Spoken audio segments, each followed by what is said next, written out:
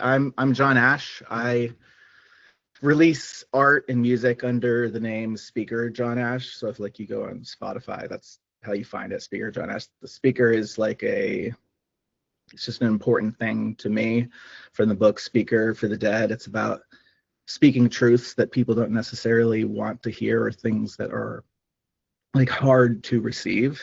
And primarily, I'm a steward of something called cognicism, which is a social system that was designed explicitly to replace capitalism, meaning that it took the things from capitalism that are functional, that are useful, that work, that help people, and sort of did a deep analysis of what was it about that system that was failing us, and then took the good things from the existing systems, and the existing ways that we do sense making together, and tried to bring together something coherent. And I released this document in 2016 called the Cognicist Manifesto. It was basically that our systems were falling apart, that technology was going to dramatically break a lot of the things that we relied upon, that governance was going to start to fall apart, that there was going to be a great need for what I called at the time a mimetic immune system, because that information as it flowed through the internet was just going to become so unchecked that by the time it had already planted itself into people's minds, it was really too late to root out. So I was sort of trying to say, here's the future that is going to come to pass, and here's what we have to do. And deep in that was also this discussion in 2017 about the coming of generative text models and generative models in general, and how they would, corporations would use those to very negative effects. And we had this great chance to use that exact same technology to make the world a better place. And I'm not here to talk about cognicism today, but it's sort of like a good setup point, in that when I talked about that in 2017, I got a lot of anger back at me. A lot of like, how dare you even suggest that you could play on the level of our founding fathers or something like that. I'm like, I'm not trying to do that. I'm just saying that I can see that there is a problem. I'm independently motivated to bring into existence something that can help us stick the landing, because I'm a human and I live in this human world, and I don't want to see us collapse. And so for about like 10 years, not 10 years, but definitely the first 5, it was definitely like a lot of you're wrong, you're wrong, you're wrong, you're wrong. And now we're in this place that like people are like, oh, I see what you're talking about. They're independently coming to those conclusions. I don't want to go across this 10-year time span. I want to talk about information aging right now, because there is this important thing that has happened, which is this assassination. And not everybody, but like a lot of people just want to know the truth. They want to know what happened. They want to know why this person did this. They want to know why or who they were connected to, because we all sense that it's going to impact everything at scale, right? Like it seems that the reasoning behind it will affect like the choices that a lot of people make. And I'm looking at this in this way of like, it's eventually gonna come out. The information will come out, and then we will leave behind this large record of everybody's wrong take. Like there is, in fact, this 15-year record of social media, and yes, it's controlled by the corporations, and it's hard to get access to your own data via the API, but there is this 15-year record of all the wrong takes, and there's a 15-year record of all the right takes. And yet the algorithms do not use this information to shape the information landscape whatsoever. It cares about whether your post gets attention, because attention means you're on site, and if you're on site, then you're seeing ads and they're making money. there's nothing in that algorithm that says, okay, 4 days ago, people were talking about this Tyler Robinson person, and they were very, very, very, very confidently saying this person is a female to male trans person. That was something I saw so many people writing on that like first day. Now the narrative has shifted, and those same accounts are posting equally as confidently the new theory that validates their own perception of the course of events. And maybe it's right, and maybe it's wrong. But we have a clear record of like already, okay, they jumped on this theory, they jumped on this theory, they jumped on this theory, they jumped on this theory. And now there's no ambiguity. Some things are hard to determine ex post facto, but some things aren't. So like, for example, in the beginning of COVID, there were a couple of people that were very explicitly, COVID will be over in a few months. We have on record Elon saying very clearly, it's going to go away. We have on record Trump saying very clearly, it's going to go away. Now, we can all have different opinions about the nature of the pandemic, whether it was faked or whether it was like a control mechanism. That's another question. But nobody disagrees that for years that things changed. It's not like a questionable reality that things changed, that like there was this dramatic change in the way that culture worked, and everybody agrees upon it, right? So there are things, these anchor points in the record that are unambiguous, right? That are simply, they said something very, very confidently, reality played out, and they were very wrong. What I'm suggesting that we need to do as a society, and what is the fundamental mechanism behind cognitism, is making this record of the aging of information tied directly to the amplification of your speech on specific topics.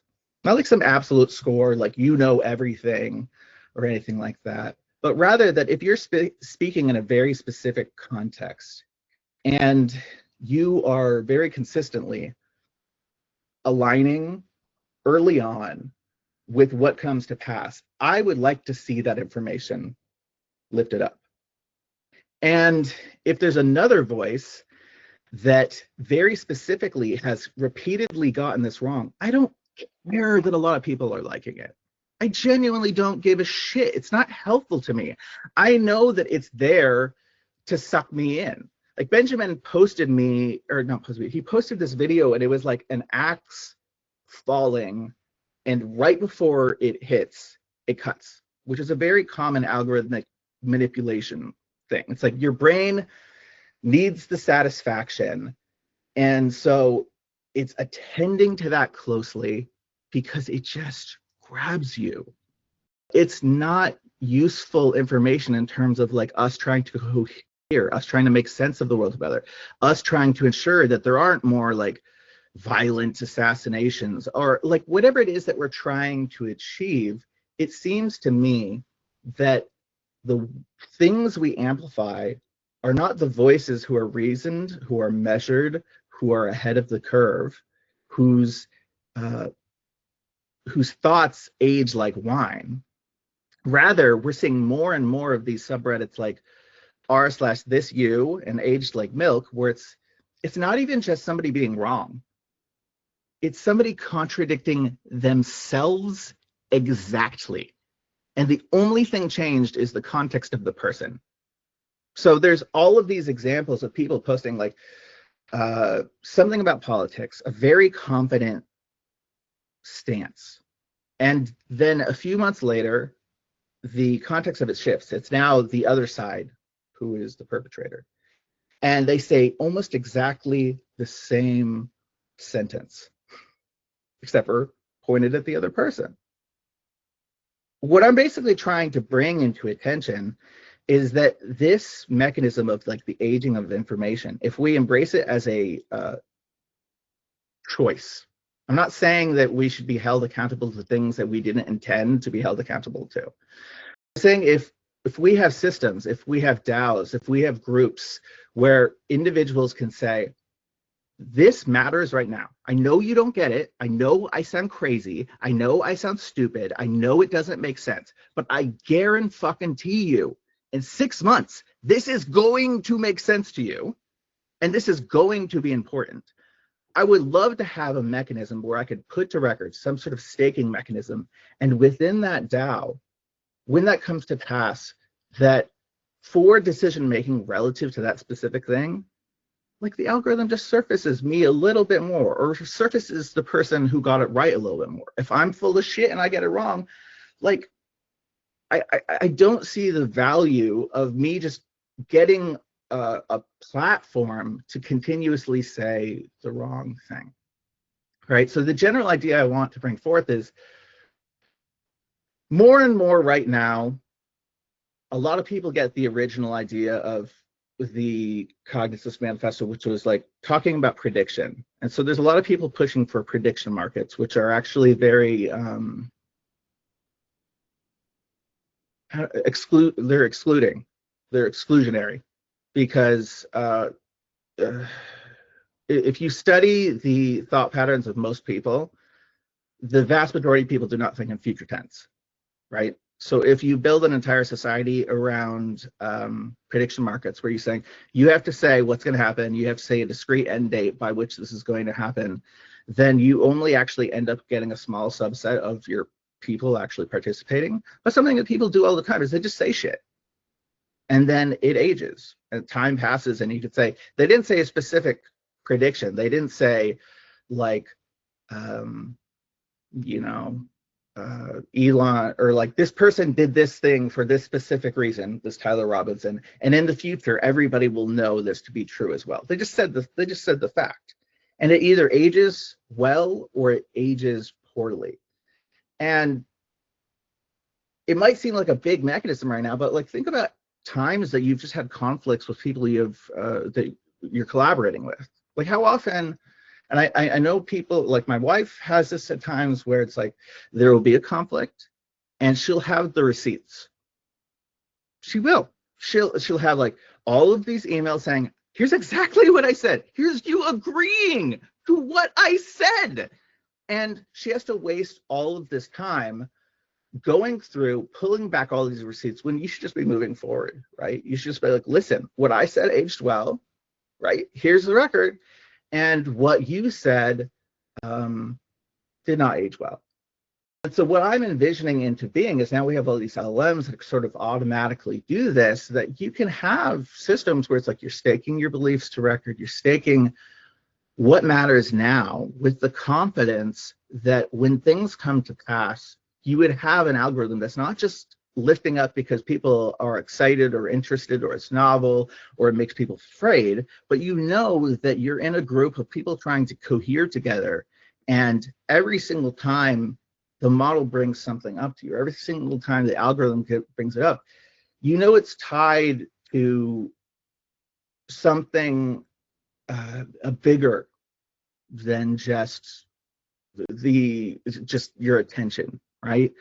That it can be like, we talk a lot, there are a lot of people talking about like owning your data, right? Like still in the concept of selling it or whatever. And to me, what we need to evolve into is like owning your data means that like there is something valuable about you being ahead of the curve that makes you a valuable source of information. That means that like in deliberation, like in lawmaking, in deciding about the future of things, your voice can come in. And that should happen. Like the people who understand the world the best should be leading it. Yet we don't have that world. We have leaders who rise to the top, not based off of the accuracy of what they say, which is funny because politicians are basically known for predictions, and we can clearly measure their success of what they say over time, but we just haven't quite figured it out. So what I advocate for in this world is, you know, using these new tools to give people the capacity to give weight to their word.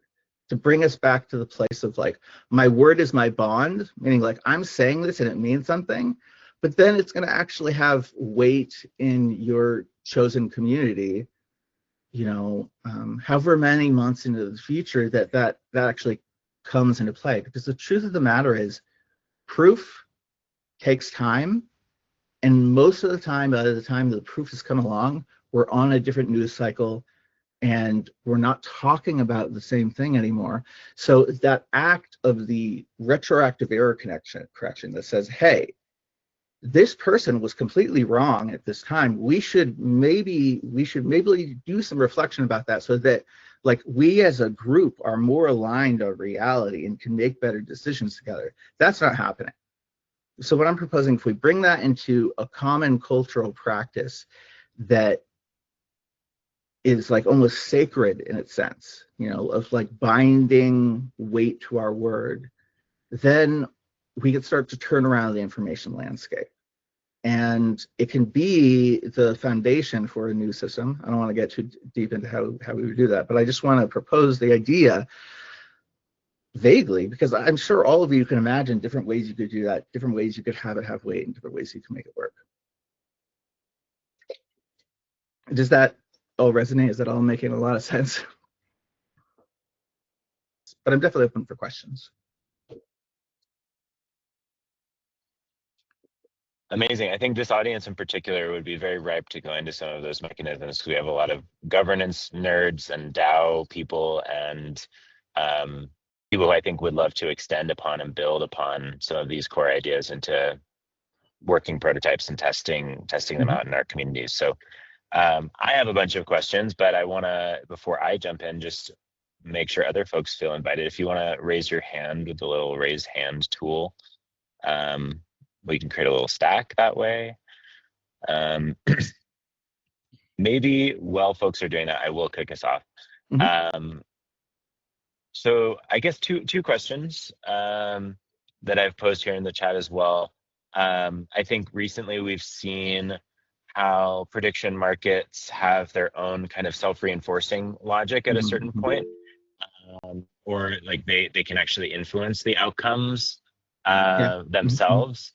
And so there is this interesting recursive relationship between prediction and the reality that we want. And I think your work also touches on that in terms of how can we put our thumb on the scale for the kinds of desirable futures that we want to see, and how this could be both like a way of rewarding people who get it right, but also helping to guide our kind of future casting process. So maybe that kind of recursive relationship between sort of past, present, and future, and how does that kind of self-reinforcing bit get accounted for in the way that you think about prediction? Well, I think probably the way to address this is I have a sort of a difference of opinion or philosophy about how we approach tracking of prediction and tracking of information. If you go into almost every subgroup that is trying to track prediction through a prediction market, through Breyer scores, or however they're, like whether it's Metaculus or there are lots of different ways. Almost all of them rely on this concept of absolute certainty, of resolvability, meaning like you set up a prediction and then there is some determining factor that says the close date, and when you, and a hard line date that is the end of that date, and you close it off. At some point you close it off, you say it was resolved. We know that's not actually how reality works. We know that there are predictions that like new information comes out that's like, well, actually that wasn't resolved well, but we kind of locked it into our system now, so mea culpa. So the idea behind the way that I designed Iris, which is the sort of sense-making model that is sort of like an accountant for meaning. The idea is that you would have this shared decentralized ledger, like a blockchain, but instead of just storing transactions, it's like storing cultural artifacts basically that are valuable to people. It's basically trying, like everybody's talking, it's trying to compress the wisdom that matters the most and is affecting people to the greatest degree. It's trying to compress that into that ledger, right? And there's not really anything in a prediction market that does that well. It's really based off of like black boxes, right? So when you have your algorithm that's calculating your Breyer scores, or you have your algorithm that's like calculating whose voice is like most prescient and however way that you're going to do it, this box containing all the text, which is ostensibly like the most important part of the equation, is nothing. It is X. It is black, right? And so very early on in 2017, I was like, there's no way to do this without the meaning of the language boiling into the math, if that makes sense. So that's why like I took time off in 2017. I was like, are generative models even possible? Can I make it talk stuff? And so once I saw that it could say things, I was like, okay, yeah, we can actually like have a version of this where it can continuously be reviewing. It doesn't matter that you have a hard end date, because instead what you have is you have individuals, you have this sort of cultural practice called belief staking. And belief staking is like you say something about the past, present, or future. You say how true you think it is. You say whether it's like morally aligned with the outcomes that you want. And it has like just when it was said, right? And when you have a model that is scanning across these big debate streams, right? It's trying to learn the nature of the debate. It's trying to learn what it can communicate to resolve these differences between individual voices, right? So it's like, hey, here's this thread. It's one stake thought linked to one stake thought linked to one stake thought linked to one stake thought. And as it's reading through this, eventually it gets to this point where it's like generating some useful information. And that useful information is, okay, this is what, based off of the community's gone into this so far, that I think is true. This is the voices that I'm sourcing from specifically. LLMs currently don't do this. So what this model does is basically say, hey, I'm saying something, and the reason why I'm saying this is because this person and this person and this person and this person said these things at this time. And you can go back at the record just from that. You could see, okay, they said this here, they said this here, they said this here. It is reasonable why this makes sense. So in this process of like, it's an LLM that is both time and source aware, and its objective function is to help resolve conflict over time, like through participating in debate and basically participating in bubbling up or surfacing up those old debates, those old receipts, right? Like the idea is that it should be automatic. Like Roxy shouldn't have to spend an hour like looking up those receipts. She's just like, okay, but I said this then, and then it just pulls them up. That would be the ideal. And then you can move forward, you can keep collaborating, you can move on to the next step. You don't waste fucking 4 hours arguing over what had happened or why it failed, because it's just right there. And so I imagine in that process you get a much more nuanced and integrative representation of the truth than you get out of a prediction market. And I view that larger sort of process exploding into debate, meaning that like it becomes less on these individual small precise predictions and more about the process of people engaging with each other.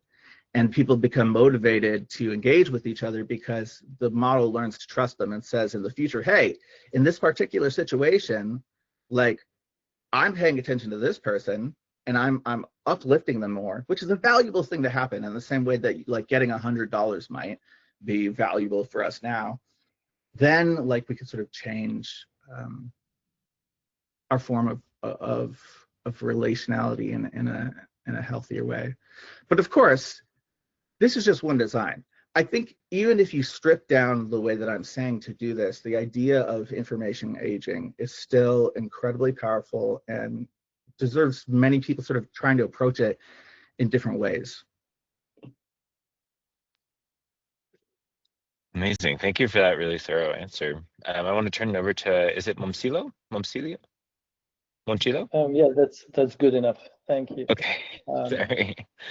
Thanks, John, for the presentation. I was just going to clarify when you're talking about this aging information and the need for some sort of central repository of everything that's happened. You're talking about some informational audit trail that will be able to consume everything that's been staked in the past through assertions.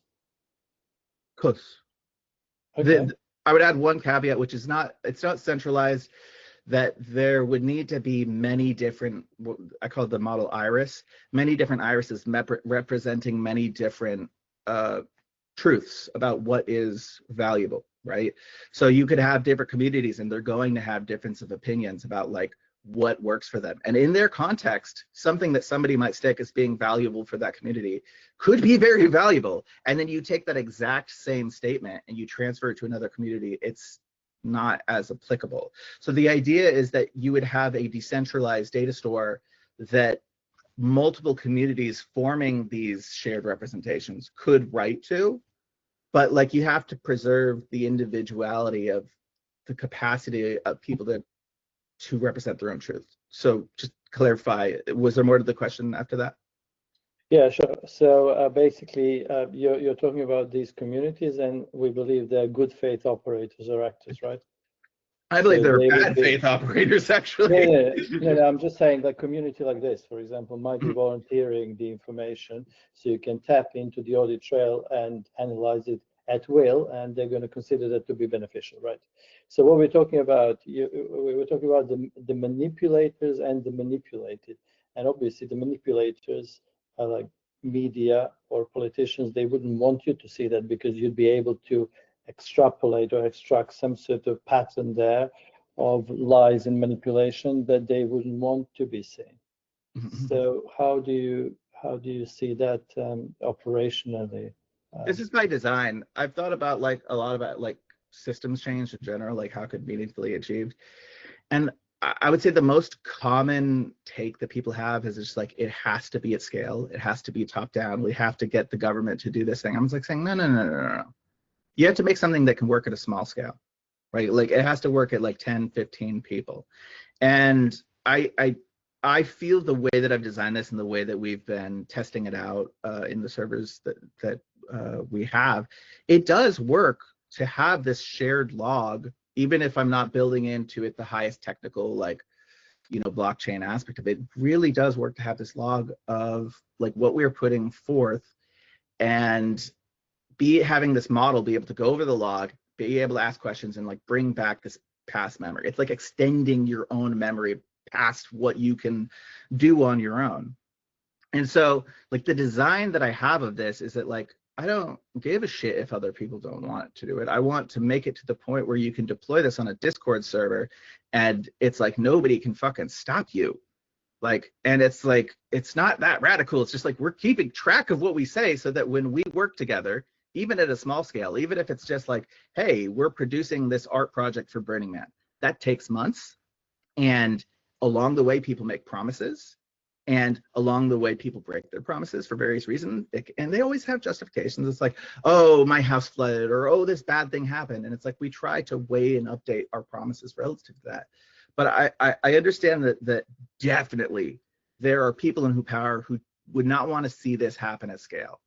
And so that's why I feel that when we design systems that are trying to take into account this mechanism, they have to work at this really small scales. And then you just have to be like, I don't give a fuck what they think because we're thriving. We're doing better. If the new system that you create works well at small scale and you thrive more from doing it, other people are going to be on the outside looking in saying like, I want that. I fucking want that. And yeah, they'll try to villainize it, but we're like, but we're doing fucking good. We're wealthy, we're happy, we're fighting less. Like that should be the goal of any new system, is like it can work there. You don't have to force anybody to do it. And they're just having a good time, fucking shitting around, like making the world a better place together. That's how I sort of view it. And I do acknowledge exactly that, like there will be people motivated to not see this in existence. And that's just why you have to do it in like your little private spaces and just be like, we're thriving, fuck you. I'll jump in and just build on your great facilitation, Benjamin, and just say if anyone has any last comments. I know we have some knowledge commenters on here, Darren and Spencer, not to put you on the spot, but we got time for one last question. I have something that came to mind when you made the point about wanting to see posts that have some pattern of ending up aligning with what turns out to be accepted as the truth after some initial, window of contentious swings back and forth. I'm curious what you think about social protocols like app protocol or anything like that, and if there's like a certain kind of community usage of that that could actually What's the protocol? app protocol, like what Blue Sky uses. And there's various other clients. Oh, like yeah. One I just learned of is Black Sky, which is like geared around Black communities globally. And there's a few other kind of different flavors of Blue Sky-like clients that all have like draw from the same kind of infrastructure of posts. But they just kind of impose their own different community values, like your post there, like rather than having a monolithic sense of what is true, like maybe this way of evaluating things makes more sense for this particular community.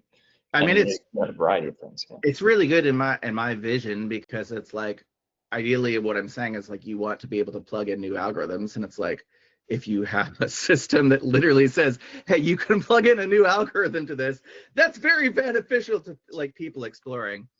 I haven't seen yet like really exciting algorithms that people are plugging through that, which is like the real thing you want to see.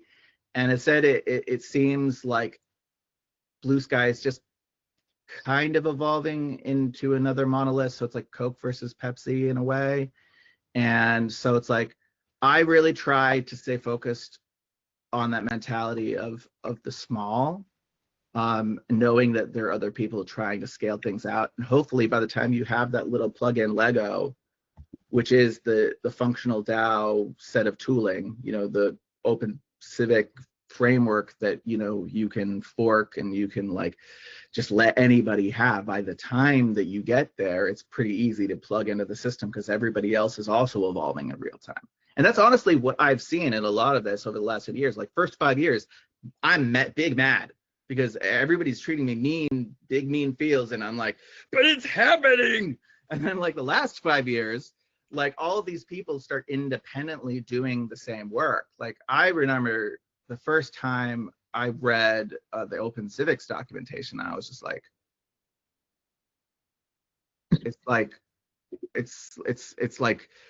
it's like there are aliens who are like sending these messages into different people's bodies. And so it's like the same fucking document. And I swear to God, I spent like at least 20 hours just like writing all of the connections between like Open Civics and Cognisys. I'm just like, oh my God, maybe things aren't gonna turn to shit. Maybe there are multiple other people.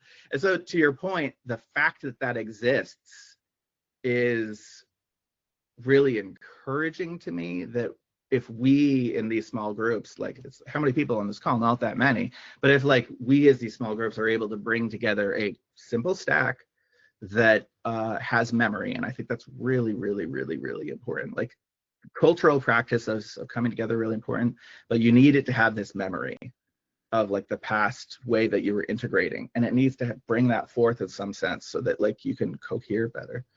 But like that's the way that it can work, and it's really exciting that there are like other things evolving concurrently, and hopefully that's what will happen. It's like you have polycentric polycentric networks, but I've always viewed it like a petri dish where there's like these different centers where it's like, instead of one being the center being like big C cognitism rules everything. No, that's not what I'm talking about. Like I'm talking about like there's big C cognitism, there's Open Civics, there's there's Taurus, there's all these different projects, and they grow towards each other, and then their little tendrils meet, and they're still independent, and they still all work together, and they still exchange resources, and they form something greater. And in that way, nothing can strike at the heart of the new thing, because there is no one center heart. There's many centers. Thank you so much.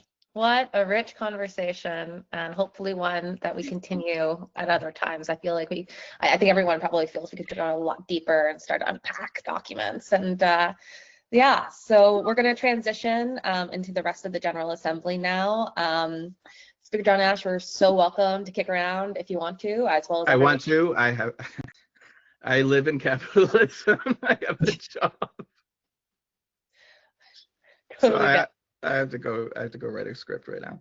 But thank you so much for having me join in, and I'll join in on the next one just to participate and like observe the next speaker. And I really appreciate this, and I love the work that you guys do. I have read it a lot. And I really like feel like what you guys do is incredibly resonant, and I feel like my Lego plugs into your Lego, and like that's the way that it's supposed to come to being, is that there's all these different Legos and it's nobody's controlling anything. So thanks for having me. I'll see you next time. See you next time.